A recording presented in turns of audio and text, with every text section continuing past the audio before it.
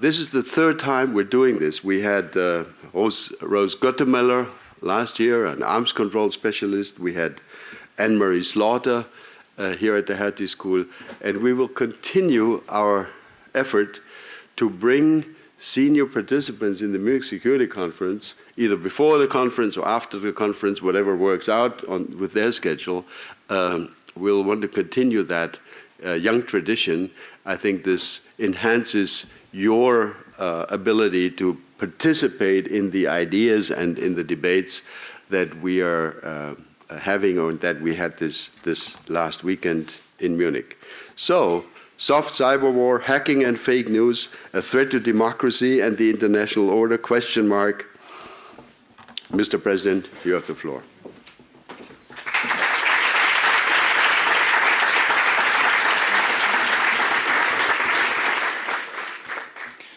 Grüß Gott. I used to live in München, and I can't get rid of it. I can't say Guten Tag or Guten Abend. So, anyway, I'm very, very pleased and honored to be here in Berlin, a city that, well, not that I know well, but I have visited over many decades. And on the one hand, I'm always stunned to see how much has changed, and also at the same time I should say that a city that represents hope, because first I visited here back when there was no hope, in 1986 I guess for the first time, and in Berlin was up till 1989 a symbol of all that oppressed hundreds of millions of people in a very visible way, and it is a sign, and everything you see in Berlin today shows that it can be overcome. And that's at least up till now. But now we have technology, and that's what I'm going to talk about, is that it may not be that way. And I speak today here when many of the truths of the past quarter century, sometimes often, especially after this weekend, the truths of the last 3/4 of a century, but maybe even the past 3 centuries. Here in the West, the lands of the free, and the bastions of democracy, that we have new challenges. Christopher Walker, Vice President for Studies and Analysis at the National Endowment for Democracy in Washington, has spoken of Vladimir Putin's rollback of the Enlightenment, the fundamentals of the West, not only the fundamental freedoms, including freedom of the press, but also democracy, rule of law, and separation of church and state.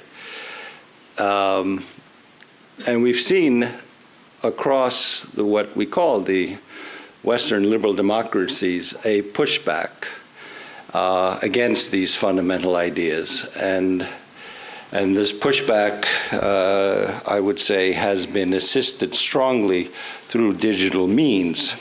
And those digital means have, I guess, changed the playing field.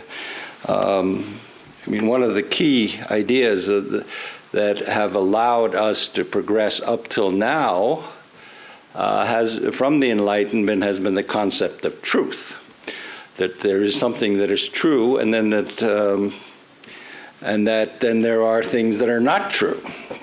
And in fact, Karl Popper talks about truth being something that is falsifiable, that has allowed science to get to the point that where we are today, because science has progressed, beginning with Galileo Galilei and with Isaac Newton, by falsifying bad ideas, heliocentric world, and that when you falsify those things, then you can move beyond. The problem is we've gotten to a point where truth and what is false is no longer clear anymore. And bizarrely enough, it is being done through the product of the scientific revolutions that have gotten us to here. And now technology that was developed through the Enlightenment is being used against it. And the paradox that I will try to get to today is that they are undermining the very foundations of what has allowed us to come this far, yet we cannot use anti-Enlightenment methods to counter that. That is, that we cannot abandon the fundamental core of liberal democracy, free and fair elections, an independent judiciary, separation of powers, due process, everything that is in the German world known as the Rechtsstaat, or rule of law. We cannot use methods that go against that to go against those who are attacking us. So this is why I'm worried. This agenda that we face, this rollback of the Enlightenment, has been fed by lies and disinformation. It's not only in technology. There are outright bribes and sub-rosa money fed to groups that advance an anti-Enlightenment agenda. We know certainly that the Front National has been given at least 9 million euros from a Putin-controlled bank in the Czech Republic. We see sometimes politicians, even in the West, succumb to this. I won't mention anyone here in Berlin, but there was someone who talked about Putin as a perfect Democrat, who then went to work for a very large gas company. So, I mean, we see that there are many ways of undermining our democracy. But more specifically, what we have seen in the area that I know best is attempts to meddle in elections in the West using means that really fall into two broad categories. I'm going to focus more on the softer end, though I can go on at length about the harder end. But basically, on the soft end, we have fake news that are made up and are spread, and I'll talk more specifically about that. And then the other side of it is hacking, meaning going into computers, but then actually another term is doxing, which is taking what you've stolen from the computer or a server of someone you don't like and want to get politically, and publishing it. And doxing is where it played a very significant role in the United States elections, most recently, where with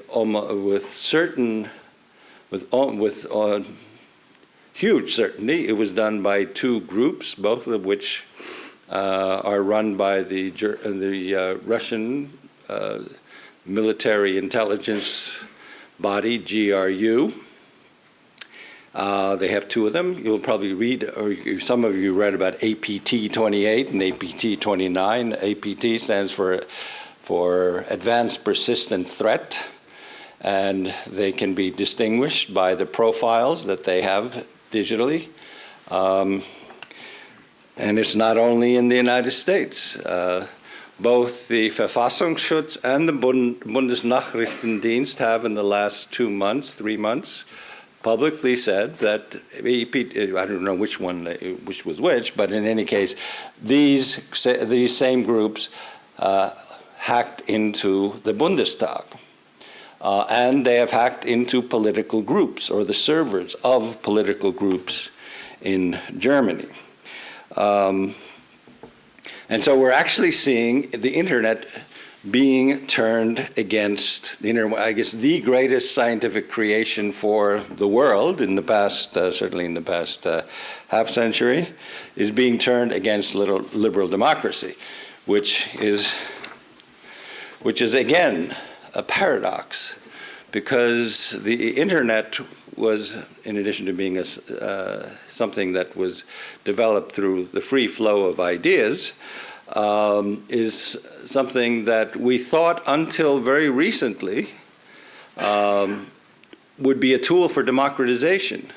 I mean, in 2011, during the Arab Spring, when the government in Egypt tried to shut out social media because it was being used to spread the truth, that is, news of things that were bad that were being done. They shut it down, and the United States State Department, led by Alec Ross, and maybe you were involved in that too, turned it on. You were a little bit, okay, but that's more than me or anyone else here. They turned it back on so that people could communicate.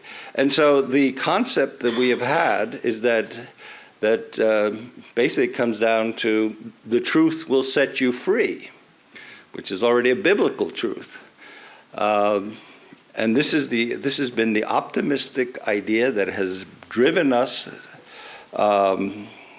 in many ways for 300 years, but we thought now with digital technology we would overcome the lies. That was the idea of Radio Free Europe, which was that we would tell the truth, and this would be distinguished from the kind of outright lies that were being told by the Soviet Union and in the DDR and in various other Eastern European countries. And now what we see is that our own societies are under threat from fake news, from doxing, by anti-democratic, often racist rhetoric that drowns out the voice of reason.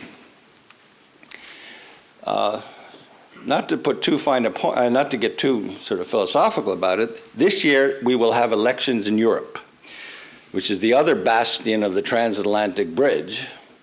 We've seen how it was used in the United States. In the United States, there was a study that showed that 62% of Americans, the primary source of their news is Facebook. The primary source. I mean, they might read articles there, but that's where they got their news. A study by BuzzFeed showed, and if they get the numbers right, there were, before the US elections in the fall, there were 8,700,000 shares, that is, people shared, 8,700,000 fake news stories. And during the same time period, people altogether shared 7,600,000 unfake news stories. So unfake news dominated in the medium that is the primary medium for news for 62% of Americans. Now, I don't know how it is in Germany or other countries in Europe. I mean, I get maybe someone has done the proper studies, but that is pretty scary. This year, and why I'm scared or very nervous right now, is that here in Europe, we have so many key elections coming up. We have the first election that are key, of course, will be the Dutch elections, where we already know that during the referendum deciding on something as inconsequential as an association agreement with Ukraine, not membership. We had an association agreement for 10 years before Estonia became a member. Basically, it's a free trade agreement plus student and teacher exchange. I mean, that's what an association agreement gives you. Which is not that much, and certainly not membership, but there was a concerted effort to deny this agreement through a referendum, and the process, the campaign, as it were, leading up to the referendum was filled with fake news, and as you probably know, the referendum turned down the association agreement for Ukraine. So we have Dutch elections coming. I personally haven't seen any statements by the authorities in the Netherlands, but then we also will have elections in France. Actually, we'll have 3 rounds of voting. We'll have 2 rounds for the presidential election, and then we'll have the parliamentary elections. There we already see, we have officially a statement from the Directoire Général, whatever it is, the DSGE, their foreign intelligence, saying the Russians have been hacking in France. The Sputnik and RT have already started a campaign against Emmanuel Macron, accusing him of being a homosexual, accusing him of being the candidate of the gay lobby, slight sort of anti-Semitic undertones against him because he worked at Rothschild's bank. I mean, this is the classic stuff that, well, I mean, it's out to get him. And so we haven't gotten doxing yet, but we know at least have been told that he's been broken into. But this is a pattern, and if you think of the preferred candidate, it was Marine Le Pen, she gets money from the Russians. They don't hack into, well, at least we don't know that they hack into her, or also if they do or do not hack into her accounts, but we do see an effort to promote her through money and an attempt to discredit currently the most viable candidate from the center who would against the anti-EU, anti-NATO, anti-Muslim Marine Le Pen. Most likely we will have a snap election in Italy this summer. Everything points that way, and certainly people talk about doing it, and you would expect something like that after the failure of Renzi's referendum in December. So we do know that there were lots of fake news spread before the referendum in Italy. We can probably anticipate a third very important EU country similar things if an election is called. And then we get to Germany, which is where clearly the Bundeskanzlerin is as sort of basic, his de facto leader of Europe, has held Europe together for the past, well, very many years, ever since I'd say the Greek crisis. So she is up for re-election. She is the one who's kept sanctions going. She is the one who has kept a unified response within the European Union, despite the efforts of various members of the EU to break the sanctions or not have sanctions. Yet she has held it together. So she is particularly an object of disapproval in the Kremlin. And when we know that the Bundestag has been hacked, then I think we can probably expect some doxing, and certainly we know that also other methods will probably be used. Yes, it's the Director General for External Security. Sorry, I couldn't find my place for France. So, I mean, here again, I mean, in Germany, I guess the political situation is somewhat different from France, because you do have, I mean, if you end up with a result in which my old friend Martin Schulz at the European Parliament becomes Chancellor, and it's a coalition between CDU, CSU, and SPD, I mean, I don't think the fundamental line will change here. But just out of vindictiveness, which is, many people have argued was the reason that that Hillary was hacked, Hillary Clinton, was just personal animosity towards her. So when we see this, we see this pattern. We also will have elections in Norway, and we'll have elections in the Czech Republic. In each case, if we add them up, then this could represent, by the end of the year, if it is successful, a substantial change in the politics of the European Union. I mean, I don't know what will happen to the European Union if Front National wins, and follows through on their promise to take France out of the European Union. I don't know, is the European Union even possible without France being a member of it? Or if France steps out of the euro, I mean, that will probably destroy the economies of Europe for a long time. So there's reason to be worried.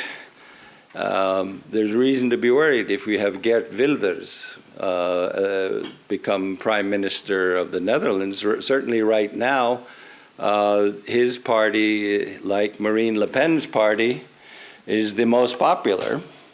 And in both, I mean, it will be an issue. Will the other parties, if he wins the plurality, if he gets the most votes, he probably won't get 50%, but will the other parties have the discipline to form a coalition to shut out a hard right, anti-immigrant, anti-EU prime minister? So when we look at it, what is the process that is going on?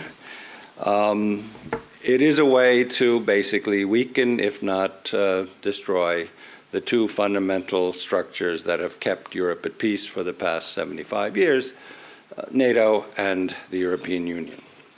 But we don't really have to think for long about the military capabilities of NATO as a defensive alliance if, to use Clausewitz's definition of war, the continuation of policy by other means, if the continuation of policy means you change governments in democratically elected governments, in governments where you have democratically elected governments, and not through military aggression, let's face it, it's much cheaper to do it that way. If you can dismantle NATO without having to go to war with it, if you can manipulate from the outside democratic elections in order to get the governments that you want, that are friendly to you, then NATO can be dismantled without resorting to anything military. In many ways, you can say there's nothing new in disinformation. It was practiced extensively by the Soviet Union and by the Stasi. The Soviet Union created a story that the CIA created AIDS, which got a little bit of traction. In the early 1980s, the Stasi and KGB planted stories about the intermediate range missiles. Again, that got a little bit of traction. It got a little opposition, but back then we still had this thing we had this idea of a press that was responsible. You had a media that was responsible, and there was no alternative to it, really.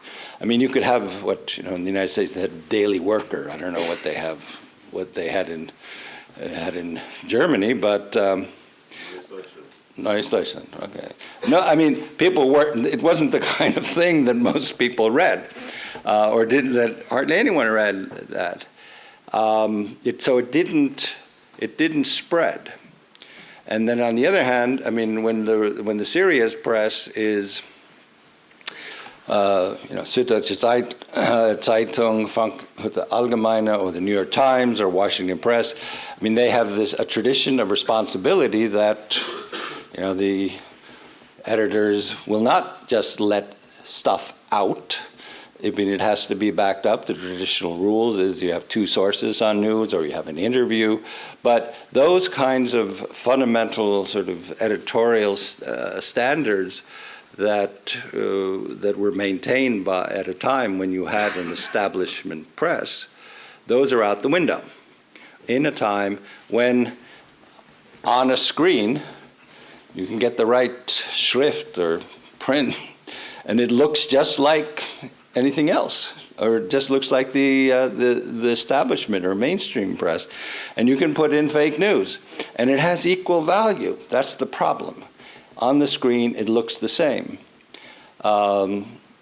And to really get at the bottom of this issue, you'd actually have to go do something which, unfortunately, I think we're going to have to start doing soon, is that, okay, Frankfurter Allgemeine has an address. It has an editorial board. You can find that. It exists in the physical world.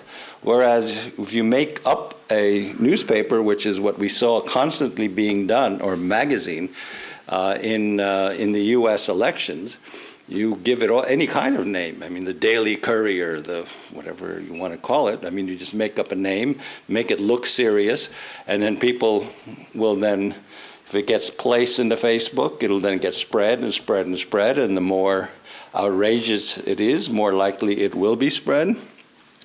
And so when we are no longer confined to newspapers, radio, and television that did engage in fact-checking, that had editorial decisions and responsibility, that where the decisions were made to publish something or not based on whether it was true or not, then that's over.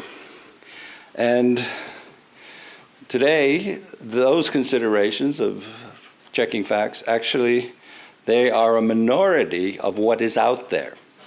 And so, think again, 62% of Americans get their news from Facebook. And they share more articles by the millions that are fake rather than that are true. So this is a problem that we will face. And the real problem is that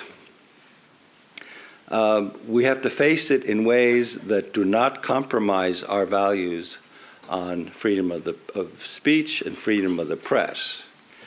And it is almost perplexing to think about how we got here, because the whole idea of the internet was this is wild and free. I mean, there's a famous declaration of independence of cyberspace from 1996 presented in the World Economic Forum in Davos by John Perry Barlow, who, looking at your age, you wouldn't know, but he was the lyricist of the Grateful Dead.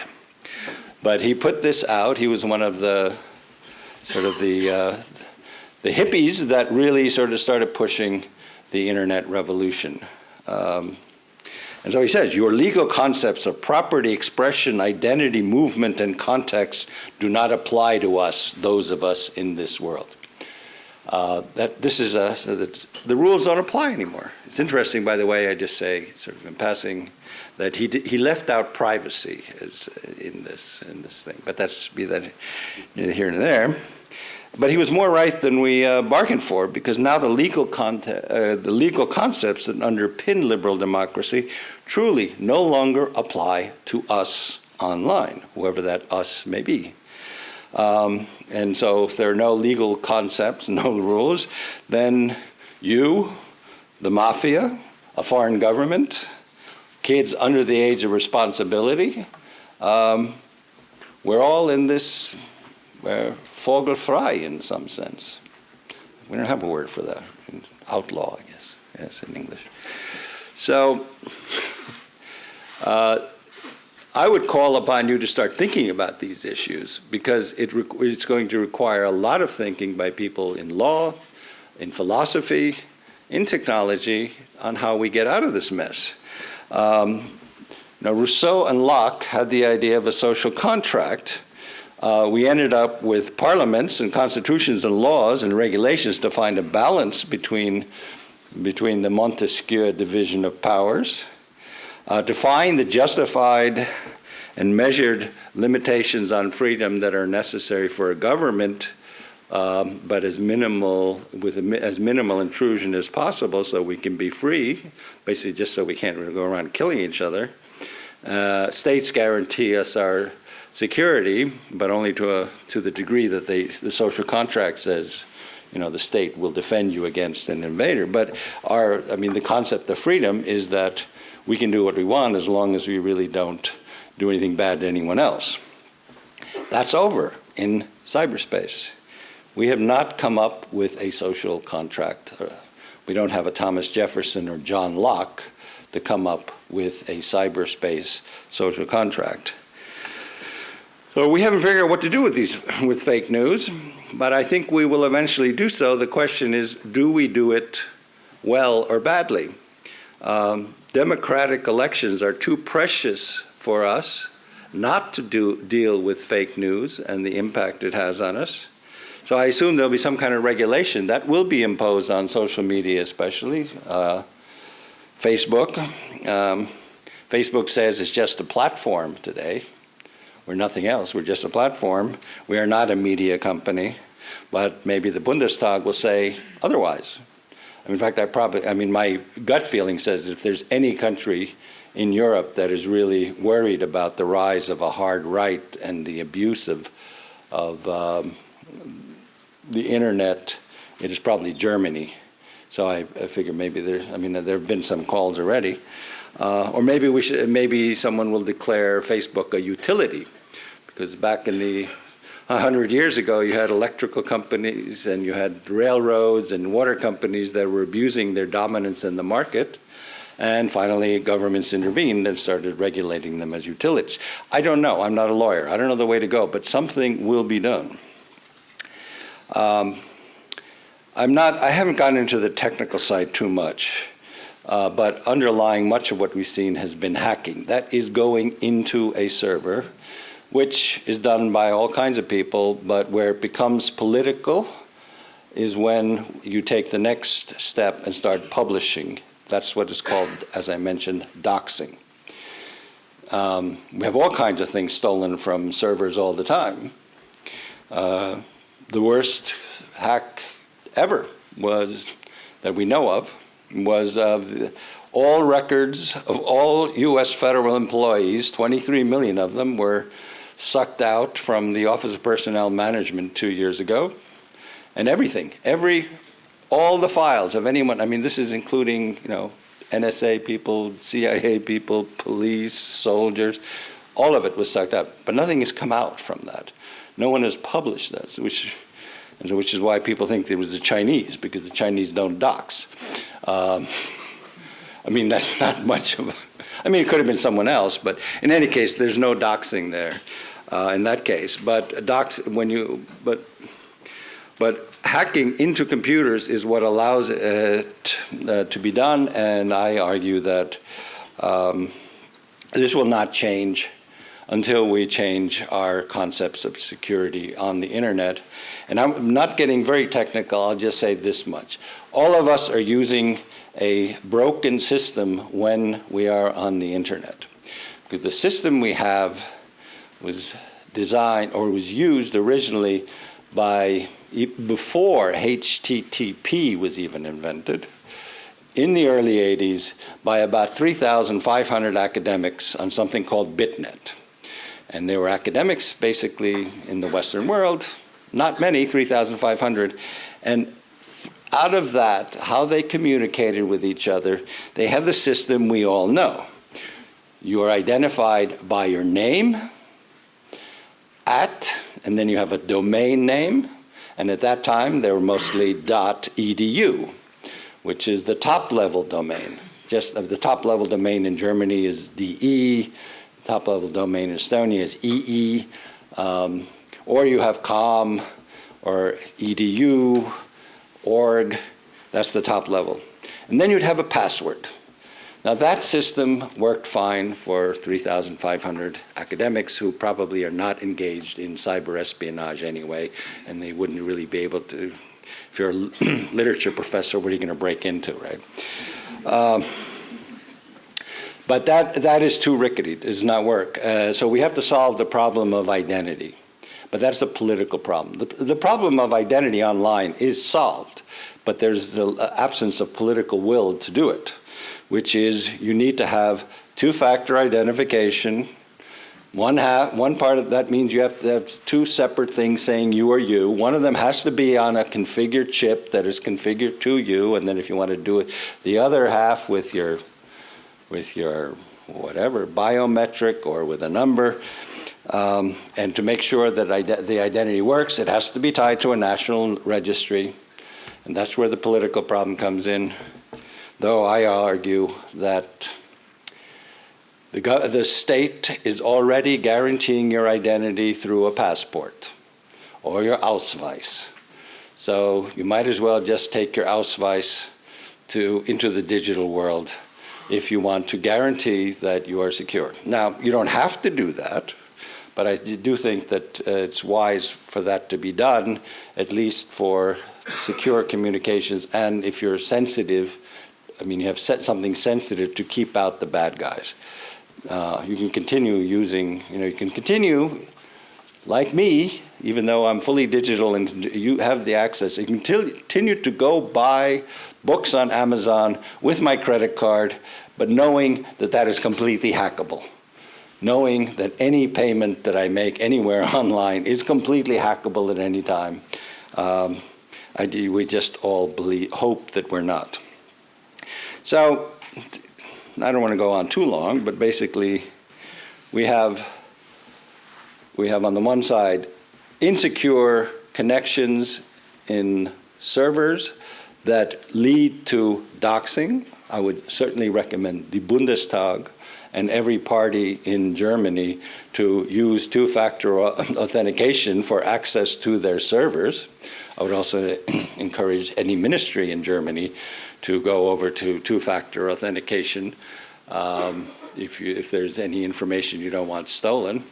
And then personally, I would recommend it to everyone if you wanted the development of decent services online. But we have that side, which is the technical side, and then we have the fake news side. Both of these would not exist without this wonderful thing called the internet and the digitization of the modern world. In conclusion, I will say that there's one more thing that is important to keep in mind with all of this, is that this is not only a continuation of policy by other means, but it's also an asymmetric continuation of policy by other means. So it's asymmetric war.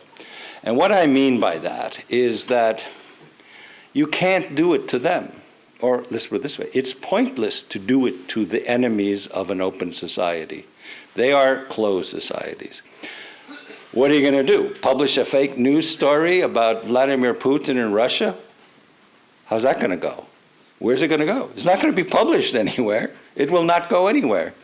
You're going to dox. You get some documents that show something that someone is corrupt. Does that go anywhere? No. It's shut down immediately. I mean, what is being done can only be used against democratic societies. It doesn't work against the authoritarians. And so I will end by this, that if we want to think about the preservation of democracies in a digital age, we have to start thinking of our security in terms that are non-geographic, because the digital era has eliminated geography. Up till now, we have thought about security strictly in geographical terms. We have the North Atlantic Treaty Organization. Why don't we have the Japanese? Because those things are all calculated in terms of bomber range, artillery range, tank logistics. I mean, you don't have to do it for anyone else. But today, Japan is actually got to the point where they are very seriously want to join the NATO Cyber Center of Excellence, because they're a liberal democracy. They're worried about their security. And so what I would suggest is that we need serious international defense of our cyberspace, but open only to those countries that are liberal democracies. And that would be, I would say, is a challenge that we should meet in the near future.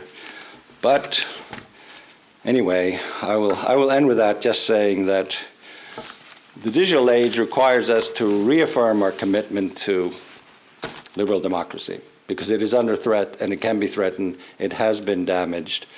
This coming year will show how vulnerable we are, and I wish us all luck that we manage to stave off the worst, because we are vulnerable.